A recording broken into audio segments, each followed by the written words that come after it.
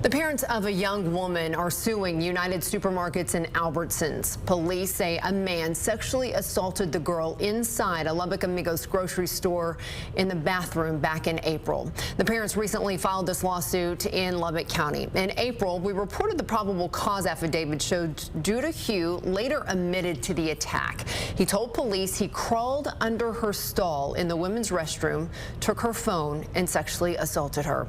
Good Samaritans chased him down in a nearby neighborhood. He is still in jail on charges of sexual assault and indecent exposure. The lawsuit claims the store and surrounding area had a history of robberies, assaults, and even a prior incident assault inside the store, and accuses United and Albertsons of failing to provide adequate security or warning to customers. At the time, the United family responded to the incident saying safety of guests and team members is a top priority and it would increase security measures. The victim's family wants more than $1 million in damages. The companies say they do not comment on pending lawsuits.